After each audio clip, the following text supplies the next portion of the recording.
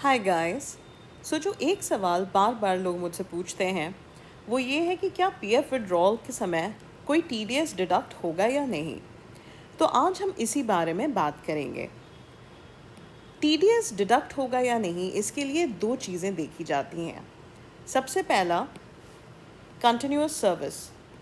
अगर period of continuous service 5 साल या 5 साल से ज़्यादा है तो उस केस में टीडीएस डिडक्ट नहीं होता है।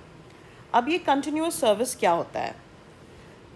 तो मान लीजिए आप एक ऑर्गेनाइजेशन में 6 साल 7 साल 8 साल काम कर रहे हैं, तो नेचुरली आपका पीएफ का जो ड्यूरेशन है वो 5 साल से ज़्यादा है।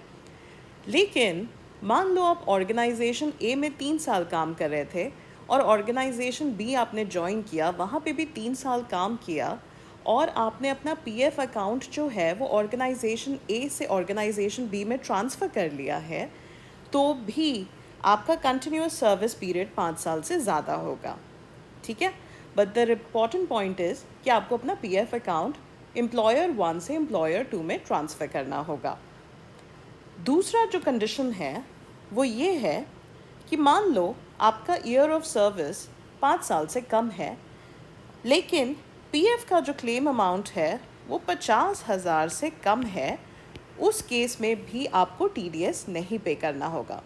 मान लो आपने किसी ऑर्गेनाइजेशन में सिर्फ 2 साल काम किया, 2.5 साल काम किया, लेकिन आपका पीएफ अमाउंट जो है वो सिर्फ 22,000, 23,000, 24,000, 45,000 है। ठीक है, उस केस में भी टीडीएस डिडक्ट नहीं होगा। ये दो सिचुएशंस होते हैं जहाँ पे टीडीएस डिडक्ट नहीं होता है। या तो आपका पीरियड ऑफ सर्विस एम्प्लॉयमेंट जो है कंटिन्यूअस वो 5 साल से ज़्यादा हो, या फिर आप जो क्लेम कर रहे हैं अमाउंट वो 50,000 रुपये से कम हो। इसको याद रखने के लिए बस ये दो फिगर्स याद रखना, 5 और 50। अगर आपका ईयर ऑफ सर्विस 5 साल से ज़्यादा है या फिर पीएफ क्लेम अमाउंट जो है 50,000 से कम है, उन दोनों केसेस में टीडीएस डिडक्ट नहीं होता। लेकिन अगर आपका ईयर ऑफ सर्विस 5 साल से कम है और आपका पीएफ का जो टोटल अमाउंट है वो 50,000 से ज़्यादा है, तो 10% टैक्स डिडक्ट होगा एट सोर्स अगर आपका पैन लिंक्ड है। अगर आपका पैन लिंक्ड नहीं है, उस केस में 20% डिडक्शंस होंगे। याद रखना कि अपना पैन कार्ड लिंक करना मत भूलना। ये नियम थे कब आपका टीडीएस डिडक्ट होता है और कब आपका टीडीएस डिडक्ट नहीं होता है। I hope it's clear.